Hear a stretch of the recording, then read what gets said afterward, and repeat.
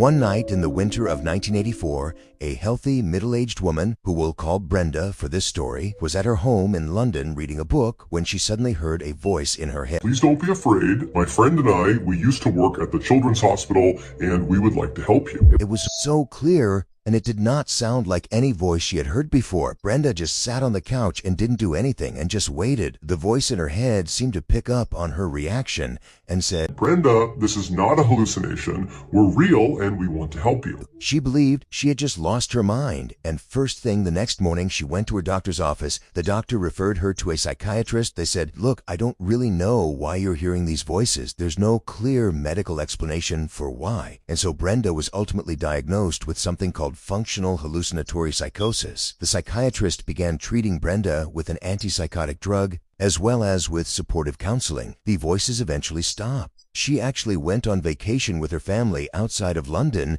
just to celebrate the fact that she had not, in fact, lost her mind. But while she was away on holiday, she started hearing the voices again. They told her she had to get back to London as soon as possible because there was something terribly wrong with her, and they gave her a very specific street address that she was supposed to go to seek treatment. And so finally, Brenda convinced her family to end the vacation early, and they headed back to London. Brenda made her husband come with her, and they drove to the street address the voices had given her. They found themselves standing in front of the brain scan unit of a London hospital. The voices in Brenda's head came back, and they told her, You need to go inside and you need to request a brain scan for 2 reasons. 1, there's a tumor in your brain. And 2, this tumor is causing your brainstem to swell. Well, Brenda was so scared that this information might actually be true, she went right inside the brain scan unit, and she ultimately told them that, well, there are voices in my head that told me to come over here and get this scan. Now, the doctors at the brain scan facility were not totally like, get out of here, but instead they said, look, this is a very expensive scan. We need a clinical reason to do it. She ends up calling her psychiatrist and she explains the situation. Her psychiatrist says, okay, you know what?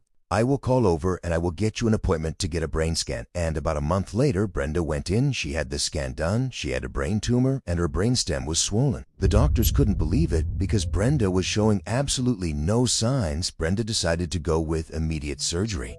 And after telling her doctors as much, the voices in her head told her that she had made the right decision. A couple of days later, Brenda went in and her surgery was a huge success. The voices spoke to her. They said, We are pleased to have helped you. Goodbye. After that, Brenda never heard the voices ever again, and she never had any complications from the surgery or from the tumor.